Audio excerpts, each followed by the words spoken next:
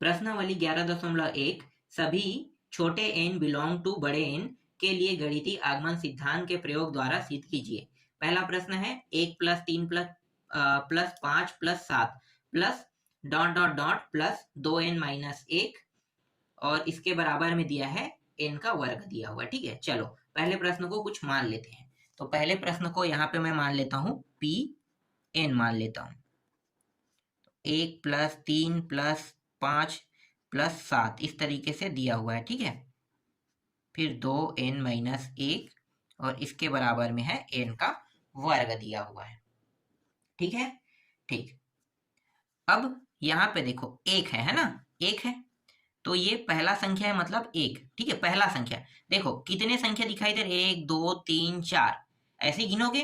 ठीक है, ये कहाँ तक जा रहा है, 2n माइनस n तक के जा रहा है। मतलब पहले संख्या को n का मान n का मान कहेगा तो पहले संख्या में एक रखना है। दूसरी संख्या ये दोनों साथ में लिया जाएगा तो 2 हो जाएगा n का मान। इन तीनों को एक साथ लिया जाएगा तो n का मान कितना होगा, 3। फिर इन चारों के एक साथ लिया जाएगा तो n का मान क्या होगा, 4। समझ में आ रहा है ना। n का मान कैसे निकालते हो, जितने नंबर है उतने से ही क्या करते हैं, इनका मान जब भी निकालते हो उतने को गिन लेते हो तो वही क्या होता है, n का मान होता है। n का मान आपको समझ में नहीं आया तो मैं आपको एक बार बता दूं। देखो 1 2 3, यहाँ पे n का मान कितना है बताओ, 3 है ना। अगर मैं इसे 1 2 3 और 4 कर दूं तो n का मान क्या होगा, 4 हो गया। कितने संख्या है, 4 संख्या है। समझ में आ रहा है, n का मान आपको समझ में आ रहा है कि नहीं आ रहा है। अगर n का मान आपको समझ में नहीं आएगा तो ये प्रश्न आप लोग नहीं बना पाओगे। n का मान मैं जो आपको समझाना चाहता हूँ उसके हिसाब से आप लोग समझो। अगर मैं पहले संख्या के लिए हल करूंगा तो n का मान कितना रहेगा, ये सब मान गायब हो गया ना, ये सब मान गायब, सिर्फ दिखाई क्या दे रहा है, एक। तो एक मतलब n का मान क्या होगा, एक रहेगा। ठीक है, अगर मैं ये जो बाकी है दिखाई दे ना, इसको सबको मैं अगर गायब कर दूं तो पहला और दूसरा दो ही दिखाई दे रहा है तो n का मान कितना होगा, 2 होगा। समझ में आ रहा है। ठीक है, n का मान मैं पहले आपको समझा रहा हूँ, इतना मैं बता रहा हूँ तो आपको थोड़ा बहुत समझ में आ गया होगा ना। अगर ये आपको समझ में नहीं आएगा तो प्रश्न आपसे नहीं बनेगा। ये काफी कंक्लूजन भरा प्रश्न है। ठीक है, चलो आगे हल करते हैं। तो यहाँ पे पहले मैं क्या करूंगा, पहले मैं n बराबर 1 लूंगा, है ना। तो n बराबर 1 के लिए हल करते हैं, के लिए। ठीक है, तो लेफ्ट हैंड साइड लेते हैं। लेफ्ट हैंड साइड में देखो n बराबर 1 रखे हैं ना, तो लेफ्ट हैंड साइड में देखो संख्या क्या है, 1 दिया हुआ है। तो बस आपको क्या करना है, 1 को लिख लेना है। आगे और कुछ तो नहीं दिया है ना, n बराबर 1 रखेंगे तो मतलब एक ही संख्या है, n का जो मान 1 है उसके जगह में 1 ही रखा हुआ है ना, तो ये 1 आ जाएगा। अब राइट हैंड साइड के लिए हल करते हैं, इसे 2 खंड कर लेते हैं। राइट हैंड साइड देखो क्या दिया है, n का वर्ग दिया है ना, n का वर्ग। n का वर्ग मतलब n के जगह पे कितना रखना है, 1 रखना है, तो 1 का वर्ग बराबर कितना आया, 1। देखो लेफ्ट हैंड साइड में भी 1, राइट हैंड साइड में भी 1, दोनों जगह बराबर प्राप्त हो रहे हैं। इसका मतलब क्या है, इसका मतलब ये है कि ये कथन क्या है, n बराबर 1 के लिए सत्य है। तो यहाँ पे आपको क्या करना है, लिखना है अतः दिए गए कथन n बराबर 1 के लिए क्या है, सत्य है। ठीक, n बराबर 1 के लिए सत्य हो गया। चलो एक और देख लेते हैं। ठीक है, अब इस बार क्या करूंगा, n बराबर 2 के लिए हल करूंगा, n बराबर 2 के लिए। ठीक है, n बराबर 2 के लिए तो यहाँ पे ऐसा मत करना कि सिर्फ 3 बस को मत लेना। ठीक है, n बराबर 2 का मतलब है 1 और 2, दो संख्या। n का मान पहली संख्या मतलब n बराबर 1 है, ये पहली संख्या को दर्शा रहा है। n बराबर 2 मतलब दो संख्याओं को दर्शा रहा है। n बराबर 3 मतलब 3 संख्याओं को दर्शा रहा है ना। तो n बराबर 2 मतलब 1 प्लस 3। तो यहाँ पे मैं लेफ्ट हैंड साइड में लूंगा 1 प्लस 3, कितना हो जाएगा भाई, 1 प्लस 3 को जोड़ेंगे तो 4, 4 आ गया। अब राइट हैंड साइड को लेकर हल करो। राइट हैंड साइड यहाँ पर डायरेक्ट n का मान रखना होता है ना। तो n का वर्ग, क्योंकि n बराबर 2, देखो यहाँ पे दो संख्या लेना है, दो संख्या को लेकर हल करोगे, लेकिन डायरेक्ट अगर जहां पे n दिया है वहां पे आपको क्या रखना है, डायरेक्ट 2 रखना है ना। तो n का मान कितना रखेंगे, 2, 2 का वर्ग बराबर कितना आ जाएगा, 4। देखो 4 यहाँ भी 4 यहाँ भी प्राप्त हो रहा है। इसका मतलब क्या है, इसका मतलब ये है कि यह कथन भी n बराबर 2 के लिए सत्य है। ठीक है, एक और देख लेते हैं, 2 काफी है, अगर आप चाहो तो 2 में कंप्लीट कर सकते हो, क्योंकि अगला भी सत्य होगा, अगर एक सत्य होगा तो दूसरा सत्य होगा, दूसरा सत्य होगा तीसरा होगा ही होगा, आगे के जितने भी मान है ऑटोमेटिकली सत्य होते जाएंगे, है ना। तो मैं आपको जो समझाना चाहता हूँ वो अगर आपको समझ में आ जाए तो दिक्कत नहीं होगा। अब क्या करेंगे, n बराबर 3 ले लेते हैं 3 के लिए, ठीक है। लेफ्ट हैंड साइड ले लो, देखो n बराबर 3 ले रहे हैं तो कितने संख्या लेंगे, 1 2 3, ठीक है। ये तीनों ले लेंगे, ये तीनों अब आ जाएगा ना, इसको भी साथ में लेंगे, 3 संख्या इनका मान 3 मतलब तीनों को लेंगे, तो यहाँ पे 1 प्लस 3 प्लस 5 कितना हो जाएगा, 5 3 8 1 9। राइट हैंड साइड में देखो 9 आ रहा है कि नहीं आ रहा है, n का वर्ग, n बराबर 3 का वर्ग, 3 का वर्ग बराबर 9, है ना। तो 3 का वर्ग 9, यहाँ पे भी देखो यहाँ पे भी देखो, देखो तो यहाँ पे क्या लिखोगे, यह कथन भी n बराबर 3 के लिए सत्य है, ठीक है। इस तरीके से चाहे तो n बराबर 4 भी रख सकते हैं, n बराबर 4 रखेंगे तो भी हमारा कथन सत्य हो जाएगा, ठीक है। यहां तक आपको समझ में आ गया। अब आगे ना दूसरा मान लेके हल करते हैं ना। अब मैं क्या करूंगा, अब मैं n के जगह में m रख दूंगा, ठीक है। चलो n के जगह में m रख के अब हल करते हैं। तो इस बार मैं n के जगह में m रखता हूं, तो यहां पे मैं मान लेता हूं, माना कि दिया गया कथन क्या है, n है, ठीक है। दिया गया कथन क्या है, n है, और n के बराबर में रख क्या रहे हैं, इस बार m रखेंगे, ठीक है। अब m के लिए सत्य है कि नहीं ये चेक करेंगे, है ना। तो के लिए क्या है, सत्य है, बता भी देते हैं सत्य होगा ही होगा, क्यों, क्योंकि जो मान दिया है वो क्या है, देखो 1 है प्लस 3 है प्लस 5 है प्लस 7 है, फिर 2 n के जगह में क्या रखना है, m रखना है ना, फिर माइनस 1 बराबर n के जगह में यहां भी क्या रखना है, m रखना है, ठीक है। इस तरीके से तो देखो जहां पे n था वहीं बस चेंज हमने किया है, m कर दिया है, बाकी कोई भी चीज चेंज नहीं किया है। तो अगर हम इसको भी हल करेंगे 1 2 3 4 जो भी है ना, n का मान 1 रखेंगे तो n 1 आएगा, n का मान मतलब इस बार क्या है, n की जगह m रखेंगे तो m का मान 1 रखेंगे तो 1 आएगा, m का मान अगर 2 रखते हैं तो कितना आ रहा था, 4 आ रहा था ना, तो 4 आएगा। तो मतलब इसके लिए भी क्या है, ये कथन सत्य है ना। अब थोड़ा सा आगे बढ़ते हैं इससे, ठीक है। अब मैं क्या करूंगा, इसे ध्यान से देखो, ये वाला मान, ठीक है। लेफ्ट हैंड साइड के अंतिम वाले मान को देखो, अभी तक हमने हल किया है तो हमने सिर्फ इनको और इनको हल किया है ना, लेकिन हमने इनको हल तो नहीं किया है, नहीं किया है ना, बिल्कुल। तो ध्यान देना, अब हम इनका उपयोग करने वाले हैं, किस तरीके से, देखो यहाँ पे क्या है, 2m माइनस n, ठीक है। अब मैं क्या करूंगा, यहाँ पे 2m माइनस 1 दिया है, ठीक है। तो मैं क्या करूंगा, यहाँ पे 2m प्लस 1 करके जोड़ दूंगा। तो जोड़ूंगा तो सिर्फ इसी साइड में तो नहीं जोड़ सकता, मुझे इसके साथ भी जोड़ना होगा, ठीक है। तो इसको कैसे लिखोगे, देखो यहाँ पे हमें बताना होगा कि दोनों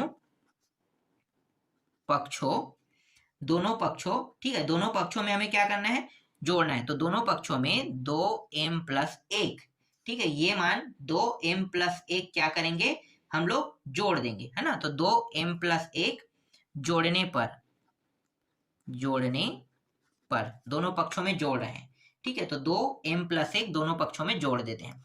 तो यहाँ पे मान क्या है भाई, 1 plus 3 plus 5 plus 7 plus dot dot dot फिर प्लस 2m माइनस 1, और यहाँ पे इसको जोड़ेंगे तो 2m प्लस 1। देखो इसके बाद अगला स्टेप यही आता, 2m माइनस 1 के बाद 2m प्लस 1 आता है ना, तो इसका अगला स्टेप ही है ये, समझो, ठीक है। यहाँ पे हमने जोड़ा, फिर यहाँ पे क्या है, m का वर्ग, यहाँ भी यही मान क्या करेंगे, जोड़ेंगे। तो इस तरीके से हमने जोड़ दिया, ठीक है। यहाँ तक आपको पूरा समझ में आ गया, ठीक। चलो आगे हल करते हैं। अब 1 प्लस 3 प्लस 5 फिर डॉट डॉट डॉट फिर प्लस, ठीक है, फिर 2m माइनस 1 फिर प्लस 2m प्लस 1 बराबर, यहाँ पे है m का वर्ग प्लस 2m प्लस 1, है ना। तो ये जो है ये क्या बना रहा है, एक सूत्र बना रहा है ना सूत्र। ध्यान से देखो, सूत्र बना रहा है किसका, m प्लस 1 का और इसका वर्ग, बिल्कुल यही बना रहा है ना। देख लो, अगर m प्लस 1 को 2 बार गुणा करोगे, है ना, m प्लस 1 तो m का वर्ग प्लस 2m प्लस 1 प्राप्त होगा ही नहीं, बिल्कुल प्राप्त होगा, है ना, ये प्राप्त होगा। तो हम इसे वापस ऐसा लिख सकते हैं, बिल्कुल लिख सकते हैं, ठीक है। देखो ये मान हमें क्या हुआ, प्राप्त हुआ। और अगर ध्यान से देखा जाए तो ये पूरा m प्लस 1 के जगह में अगर मैं डायरेक्ट n रख दूं तो n का वर्ग होगा, बिल्कुल हो जाएगा। तो इसका मतलब क्या है, ये सिद्ध कर रहा है, ठीक है। क्या सिद्ध कर रहा है, ये सिद्ध कर रहा है, यहां पे आपको लिखना होगा नीचे में, अतः दिया गया कथन n बराबर क्या है, m प्लस 1, है ना। अगर यहाँ पे मैं कितना लाना है मुझे बताओ, n का वर्ग लाना था। ध्यान से देखो, अगर m प्लस 1 की जगह में मैं अगर m रख दूं तो n का वर्ग आएगा कि नहीं आएगा। इसका मतलब n बराबर अगर m प्लस 1 के लिए क्या कर देता हूँ, सत्य कर देता हूँ ना। तो n बराबर m प्लस 1 के लिए अगर ये सत्य है, मतलब मैंने क्या कर दिया, सत्य है साबित कर दिया, ठीक है, साबित कर दिया। तो ये क्या हो गया, सिद्ध हो गया। समझ में आया। तो इस तरीके से ये प्रश्न हल हुआ। पहला प्रश्न आपको समझ में आया, ठीक। चलो आगे देखते हैं दूसरा प्रश्न। हाँ, एक चीज और यहाँ पे लिखना है, उसको भी मैं यहाँ पे लिख देता हूँ। देखो, प्रश्न जब हम शुरू में पढ़ रहे थे ना, तो उसको आपको लिखना होगा, है ना। अतः गणितीय आगमन, अतः गणितीय आगमन के सिद्धांत, अतः गणितीय आगमन के सिद्धांत से दिया गया कथन n के सभी मानों के लिए क्या है, सत्य है, ठीक है। क्योंकि जब हमने सिद्ध किया तो n के मान के लिए हमने सिद्ध किया, है ना, तो n के सभी मानों के लिए क्या हो गया, ये ऑटोमेटिकली सिद्ध हो गया। समझ में आ गया। तो ये चीज हमें हर प्रश्न में लिख देना है, ठीक है। चलो अगला प्रश्न देखते हैं, दूसरा प्रश्न, है ना। तो दूसरा प्रश्न है 2 + 4 + 6 + 8 फिर 2n बराबर n प्लस 1, ठीक है। ये प्रश्न दिया हुआ है, इसको हम कुछ मान लेते हैं ना। क्या मान लेते हैं भाई, pn। यहाँ पे मैं आगे में लगा देता हूँ pn, हमने इसको माना, ठीक है। चलो अब n बराबर क्या रखेंगे, पहले 1 रखेंगे। तो n बराबर 1 के लिए लिखो, ठीक है। n बराबर 1 के लिए तो लेफ्ट हैंड साइड कितना है, 2 बस, है ना, तो 2 बस आएगा। अब राइट हैंड साइड को भी ले लो, राइट हैंड साइड कितना रखेंगे, n का मान 1, तो 1 फिर 1 प्लस 1, यही होगा। देखो 1 1 हमने रख दिया तो ये आ गया 1 1 कितना हो गया, 2, 2 गुणित 1 कितना होगा, 2, तो 2 आ गया। देखो यहाँ भी 2, यहाँ भी 2 सिद्ध हो रहा है। तो मतलब क्या है, n बराबर 1 के लिए कथन क्या है, सत्य, है ना। तो यहाँ पे आपको लिख देना है, अतः दिया गया कथन n बराबर 1 के लिए सत्य है, ठीक। अब क्या करूंगा, n बराबर 2 रखूंगा, है ना। तो n बराबर 2 के लिए लिखो, फिर से लेफ्ट हैंड साइड लेंगे। इस बार कितने मान को लेंगे, 2 मान, इन दोनों को, ठीक है। तभी तो n का मान 2 होगा ना, 2 वैल्यू को लेंगे तभी n का मान क्या होगा, 2 होगा, ठीक। तो एक मान है 2 है और एक मान क्या है, 4 है। दोनों को जोड़ो 6 आ रहा है। देखो 6 आ रहा है कि नहीं आ रहा है। अब इसको भी लेकर चलते हैं राइट हैंड साइड को। तो राइट हैंड साइड में 2 फिर 2 प्लस 1, 2 और 1 कितना हो गया, 3, 3 दूनी 6, यहाँ भी 6 प्राप्त हो रहा है। इसका मतलब क्या है, इसका मतलब ये है कि यह कथन भी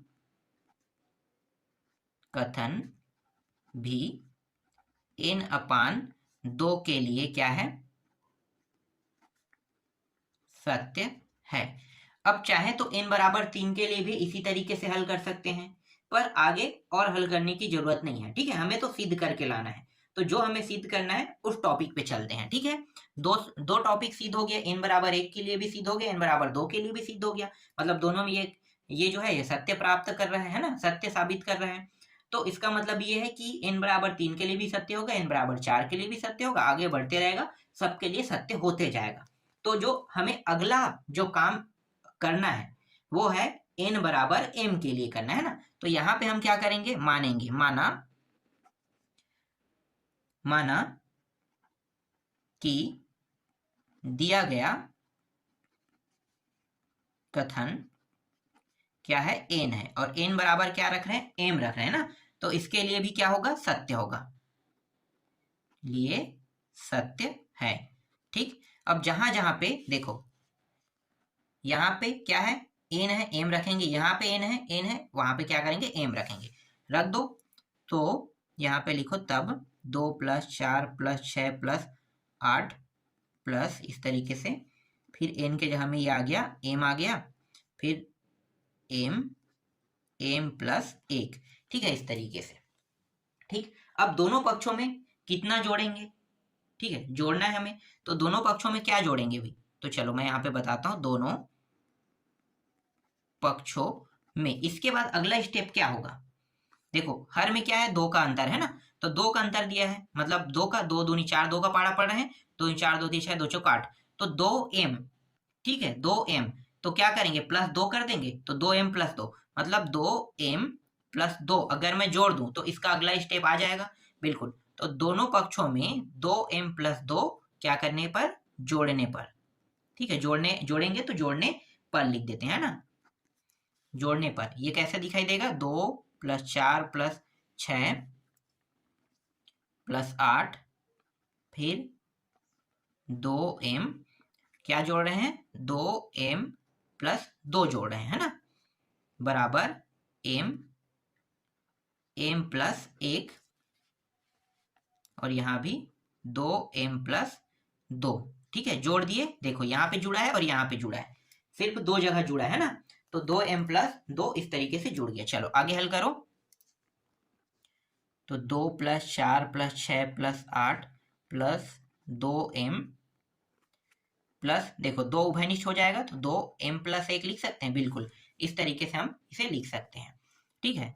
फिर यहाँ पे देखो m, और ये हो गया, चलो इसको मैं हल कर लेता हूँ, है ना, तो हल कर लेते हैं, तो ये हो गया m + 1, जैसा वैसा रहने दो, 2 को यहाँ से भी उभयनिष्ठ निकाल दो, तो 2 उभयनिष्ठ निकल गया, m + 1 आ जाएगा। देखो ये गुणनखंड विधि वाला तरीका आ गया, बिल्कुल, है ना, ये आगे हल मतलब नहीं होगा, ये जैसा है वैसा ही रहेगा, है ना। हल हमें किसे करना है, राइट हैंड साइड को, राइट हैंड साइड को हमें हल करके ये देखना है कि इसका जो मान है, ये जो मैं हल कर रहा हूं, ये मुझे इस जैसा प्राप्त हो रहा है कि नहीं। अगर ये इस जैसा प्राप्त होगा, इसका मतलब ये क्या है, सत्य है, साबित कर रहा है ना। देखो आगे हल करें, तो ये हो गया m + 1 यहाँ पे हो गया, और ये दूसरे कोष्टक में चला जाएगा, है ना, तो ये हो गया m + 2 इस तरीके से, तो m + 2 हो गया, ठीक। चलो अब देखो ये m + 1 जैसा वैसा रहने दो, ठीक है, रहने देते हैं। इसको और कैसे लिख सकते हैं, तो m + 1 फिर +1 ऐसा लिख सकते हैं, बिल्कुल लिख सकते हैं। तो देखो ध्यान से देखो क्या प्राप्त हो गया भाई, अगर मैं m + 1 की जगह में n रखता हूं तो ये सत्य है कि नहीं, बिल्कुल सत्य है, सही साबित हो रहा है ना, बिल्कुल सही साबित हो रहा है। तो यहाँ पे आपको क्या करना है, यहाँ पे आपको लिखना है, दिया गया कथन, ठीक है, दिया गया कथन n बराबर m + 1, m + 1 के जगह में मैं क्या रख दूंगा, n रख दूंगा, तो देखो n प्राप्त हो गया ये, और ये भी n हो गया, n + 1, देखो ये सेम टू सेम मान आ रहा है कि नहीं आ रहा है, आ रहा है ना। इसका मतलब क्या है, इसका मतलब ये है कि दिया गया कथन n बराबर m + 1 के लिए क्या है, सत्य है, ठीक है, सत्य है, इस तरीके से आपको क्या करना है, लिख देना है, ठीक। इसके बाद अंतिम टॉपिक में आपको ये पूरा पूरा फिर से लिख देना है, मैंने बताया था ना लास्ट में आपको क्या करना है, इसे लिखना है, तो अंतिम में क्या लिखना है, अतः गणितीय आगमन के सिद्धांत से दिया गया कथन n के सभी मानों के लिए क्या होंगे, सत्य होंगे, ठीक है, इस तरीके से आपको अंत में लिख देना है, ठीक। चलो तीसरा प्रश्न देखते हैं, तीसरा प्रश्न है 2 + 5 + 8 + 11 प्लस डॉट डॉट डॉट करके इस तरीके से दिया हुआ है 3n, 3n -1 दिया हुआ है, फिर इसके बराबर में दिया हुआ है n, फिर 3n + 1 और अपान 2 दिया हुआ है। ठीक है, इस तरीके से प्रश्न दिया हुआ है। इसको कुछ मान लेते हैं pn मान लेते हैं। ठीक है, तो pn बराबर ये पूरा मान हमने माना। ठीक है, क्या करेंगे, सबसे पहले हम n बराबर 1 के लिए हल करेंगे। तो लेफ्ट हैंड साइड को देखो, लेफ्ट हैंड साइड में n बराबर 1 के लिए कौन सा मान आपको दिखाई दे रहा है, 2, सिर्फ 2 बस आएगा, है ना, 2 आ गए। अब राइट हैंड साइड को हल करके देखते हैं 2 आ रहा है कि नहीं आ रहा है।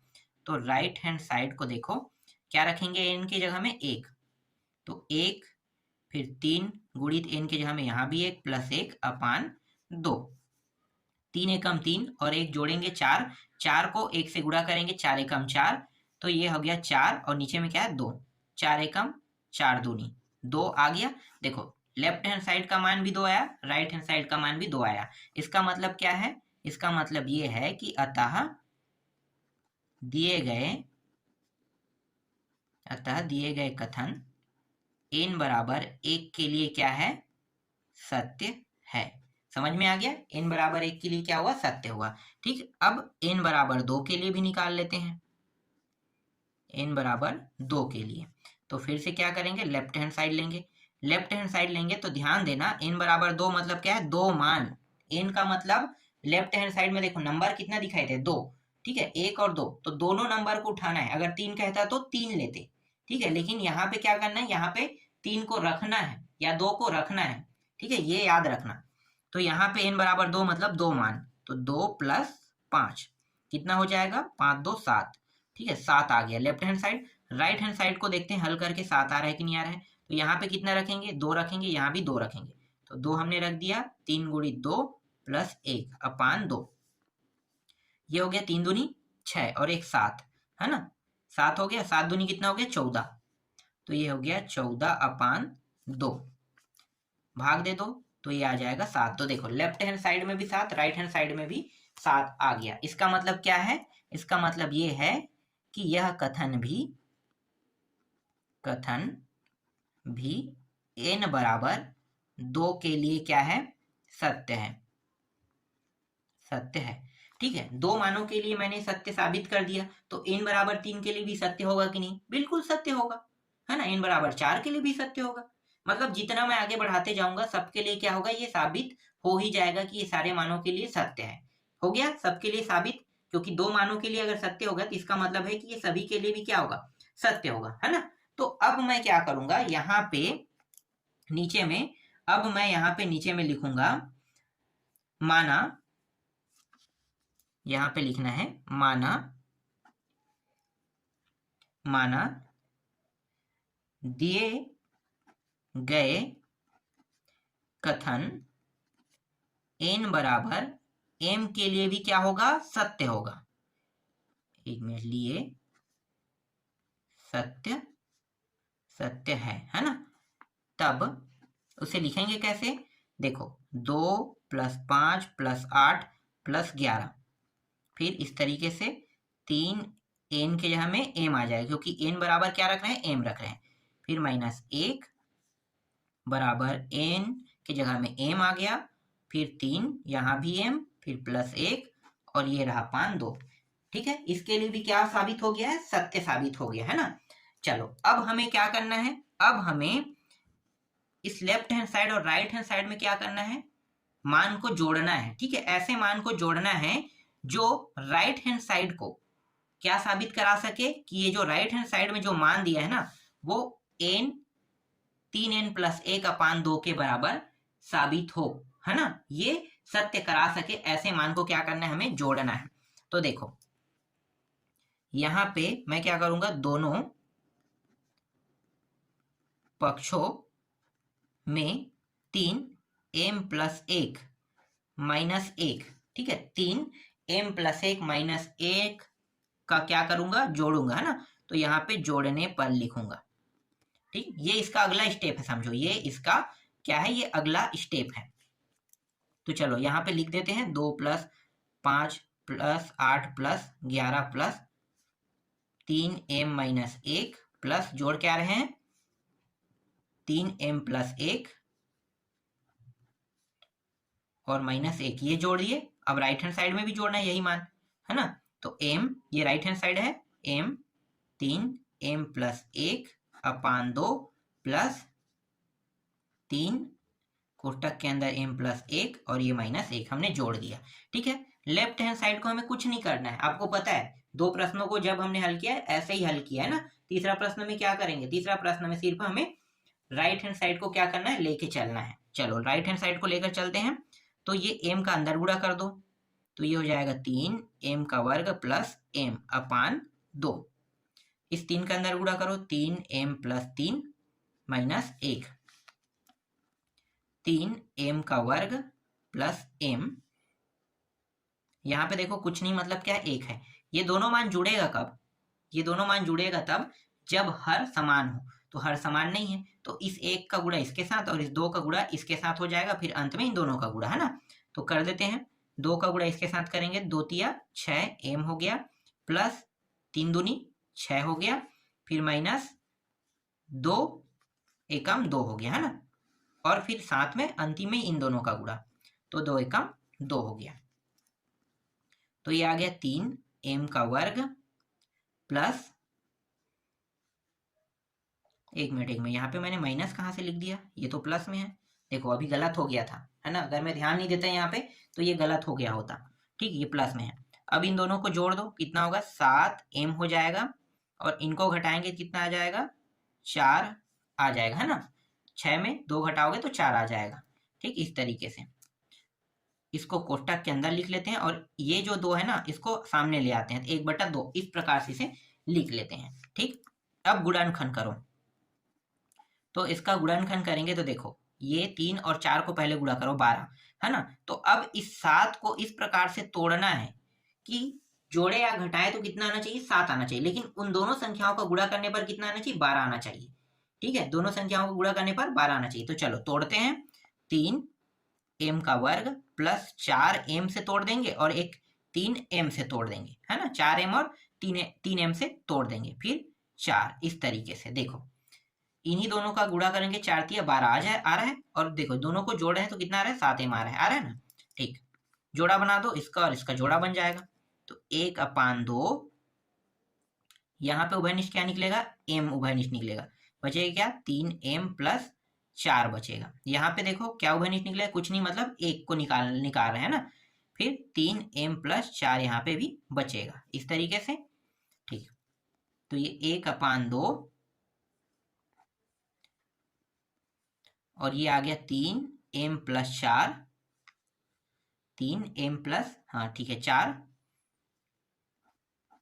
और ये हो गया m + 1, है ना। m + 1 आ गया इस तरीके से। 1/2 ये जो m + 1 है पहले मैं इसको लिख लेता हूँ ना, m + 1 को पहले लिख लेता हूँ और इसको देखो ध्यान से। ठीक है, ये क्या है 3m + 4, तो 3 को मैं इस तरीके से, 1 मिनट पहले मैं तो आपको समझा देता हूँ। ठीक है, 3m, फिर इस 4 को मैं कैसे लिख सकता हूँ 3 + 1 ऐसा लिख सकता हूँ, बिल्कुल मैं लिख सकता हूँ ना। तो इस तरीके से मैं क्या करूंगा इसे लिख लूंगा। देख लो 4 को कैसे लिख सकता हूँ 3 + 1 ऐसा लिख सकता हूँ, बिल्कुल। तो 1/2 m + 1 और ये जो 3 है, ठीक है, इन दोनों को देखो, इन दोनों का जोड़ा बना लेते हैं। 3 को उभयनिष्ठ निकाला, m बचा और यहां से 1 बचेगा। ठीक है, फिर यहाँ पे क्या लिखेंगे +1 लिखेंगे, ये इस तरीके से +1 आ गया। अब देखो अगर मैं इसके जगह पे क्या रखता हूँ n रखता हूँ, है ना, n रखता हूँ, तो देखो मैं आपको थोड़ा सा समझा देता हूँ। ये प्रश्न जैसा मतलब जो प्रश्न में जो मान दिया है ना राइट हैंड साइड, वैसा आ रहा है कि नहीं आ रहा है। देखो ये हो गया n, है ना, n हो गया, फिर ये हो गया 3 और इसके जगह में भी क्या रखेंगे n, फिर +1 और ये 1/2 है ना, तो 2 को इस तरीके से। देखो ये आ रहा है, ध्यान दो, देख लो ये n बन गया है ना, ये भी n बन गया, फिर प्लस 1 ये आ गया। इसका मतलब क्या है कि ये जो अभी हमने निकाला है, जो हमारा अभी लास्ट वाला जो आंसर आया है, ये क्या कर रहा है, n बराबर m प्लस 1 के लिए क्या कर रहा है, सत्य साबित कर रहा है ना। तो यहां पे आपको लिख लेना है, अतः दिया गया कथन n बराबर m प्लस 1 के लिए क्या है, सत्य है, के लिए सत्य है। ठीक है, इसके बाद अंतिम में आपको क्या लिखना है, अंतिम में इसके बाद ये मान आपको लिख देना है। देखो यहाँ पे लिखा है ना, अतः गणितीय आगमन के सिद्धांत से दिया गया कथन n के सभी मानों के लिए भी क्या होंगे, सत्य होंगे। ठीक है, इस तरीके से प्रश्न क्रमांक 3 भी कंप्लीट हो गया। ठीक, चलो प्रश्न क्रमांक 4 देखते हैं। सभी प्रश्न ऐसे ही बनेगा ना, बहुत सरल सरल प्रश्न है। देखो प्रश्न क्रमांक 4 क्या है, प्रश्न क्रमांक 4 है 1 प्लस 3 का वर्ग प्लस डॉट डॉट डॉट, फिर प्लस 3 n माइनस 1, फिर इसके बराबर में 1/2 3n माइनस 1। ठीक है, चलो इसे कुछ मान लेते हैं, तो मैं इसे pn मान लेता हूं। ठीक है, n बराबर 1 के लिए लेफ्ट हैंड साइड कितना है, 1 दिया है ना, तो राइट हैंड साइड को अब हल करो, तो 1/2 3 का घात 1, क्योंकि 1 रखे हमने, ये आ गया। ठीक, तो ये हो जाएगा 1/2 और 3 और 1, 1 का घात 1 मतलब 3 का 3 ही आएगा है ना, 3 में 1 घटाओ कितना आ जाएगा, 2, तो ये आ गया 2, 2 एकम 2 कट गया 1। देखो यहाँ भी 1 यहाँ भी 1 साबित हो गया। ठीक है, आगे मैं n बराबर 2 के लिए हल नहीं करूंगा। ठीक है, डायरेक्ट मैं क्या कर रहा हूँ, यहाँ पे मैं डायरेक्ट लिख रहा हूँ, बाकी आपको पता चल गया। तो n बराबर 2 के लिए और n बराबर 3 के लिए आप लोग खुद हल कर लेना। ठीक है, तो यहाँ पे आपको लिख लेना है, अतः दिया गया कथन n बराबर 1 के लिए सत्य है। ठीक है, n बराबर 1 के लिए सत्य हो गया। ठीक है, इसके बाद यहाँ पे मैं डायरेक्ट आगे बढ़ता हूँ ना, तो यहाँ पे क्या करूंगा, n बराबर m, मतलब n और m को दोनों को बराबर लेके, है ना, तो n के लिए सत्य है तो m के लिए भी क्या होगा, सत्य होगा। ठीक है, चलो लिखते हैं। तो यहाँ पे मान लो, माना दिया गया कथन n, तो n है तो m के लिए भी क्या होगा, m के लिए क्या है, सत्य है। ठीक, इस तरीके से पूरा मान लिख लेते हैं, 1 प्लस 3 का वर्ग प्लस डॉट डॉट डॉट, है ना, 3n माइनस 1 बराबर n नहीं m रहेगा, क्योंकि यहाँ पे n बराबर हमने क्या रखा है, m रख दिया है ना, 1/2 3, यहाँ भी m फिर माइनस 1, इस तरीके से। ठीक है, अब क्या करेंगे, अब मानने वाला आ गया दोनों पक्षों। ठीक है, दोनों पक्षों में क्या मानेंगे भाई, देखो 3m माइनस 1 दिया हुआ है, ध्यान देना 3m माइनस 1 दिया हुआ है, तो यहाँ पे मैं क्या मानूंगा, 3m माइनस 1 दिया है तो 3m को मान सकता हूँ, या 3m प्लस 1, है ना, 3m प्लस 1 या 3m, तो यहाँ पे मैं क्या मानूंगा, 3m मानूंगा, 3m मैंने क्या कर लिया, मान लिया। ठीक है, 3m मान लेते हैं और इसको क्या करेंगे, दोनों पक्षों में जोड़ देंगे, तो जोड़ने पर इस तरीके से, तो 1 प्लस 3 का 3 और 3 का ये वर्ग। ठीक है, फिर ये आगे बढ़ते जाएगा, 3m माइनस 1, यहाँ पे मैंने क्या क्या जोड़ना है मुझे, मतलब 3m जोड़ना है ना, तो यहाँ पे मैंने 3m जोड़ दिया। राइट हैंड साइड में भी सेम करेंगे, 3m ये रहा माइनस 1 प्लस 3 और ये रहा m, हमने जोड़ दिया। ठीक, हल किसको करते हैं, लेफ्ट हैंड साइड को कि राइट हैंड साइड को, राइट हैंड साइड को, है ना, तो राइट हैंड साइड को हल कर दो, तो 1/2 ये हो गया 3m minus 1 plus 3m,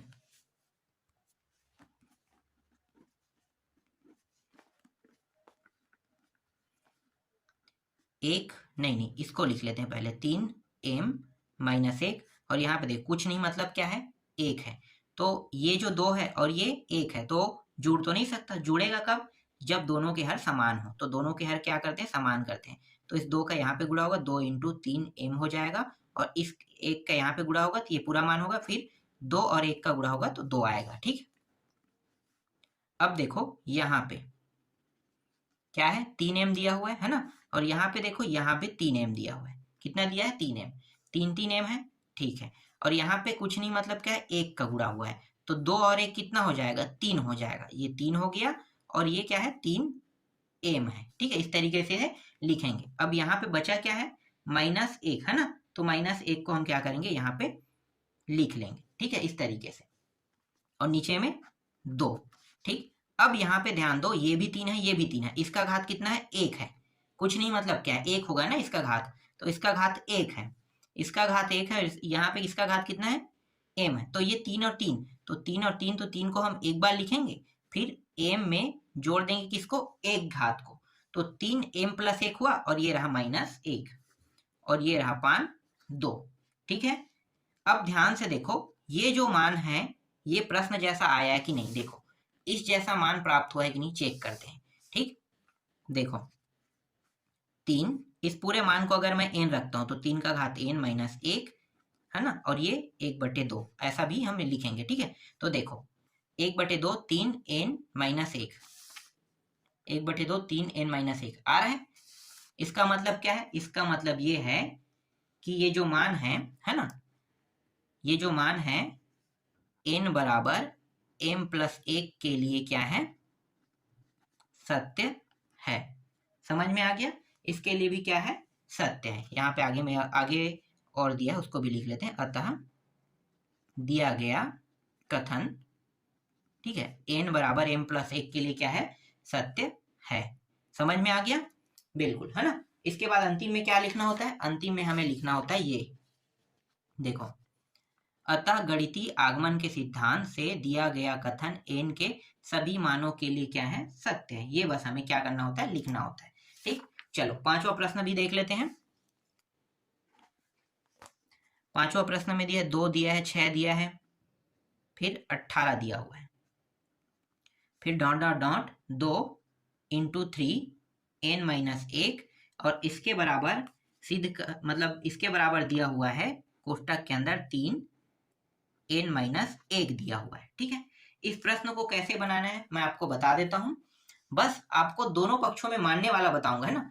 n बराबर आप लोग मान लेना, 1 रखना। ठीक है, 1 रख के हल करना, बाकी प्रक्रिया कर लेना। यहाँ पे जो मानना है दोनों पक्षों में, वही बस मैं आपको बता रहा हूँ। ठीक है, तो दोनों पक्षों में क्या मानोगे? पक्षों में, ठीक है, दोनों पक्षों में। देखो यहाँ पे क्या है? 2 है, ठीक है, तो 2 तो लेंगे। 3 भी दिया है, तो 3 को भी क्या करना है? हमें लेना है 3। लेकिन n - 1 है, तो क्या होगा? n - 1 है, और उस समय क्या हो जाएगा? वो m हो जाएगा ना, m हो जाएगा, तो ये m मानना। ठीक है, 2.3m क्या करना है? दोनों पक्षों में क्या करना है? जिस समय आप n को m में चेंज करोगे, उस समय जब मानोगे तो ये मानना। ठीक है, इसको मानने के बाद क्या करना है? जोड़ने पर लिखना है। ठीक है, तब ये हल होगा।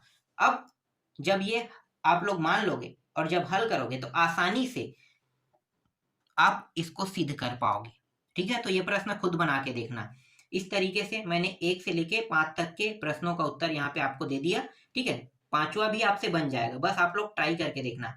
बाकी के प्रश्नों को मैं आपको बताऊंगा।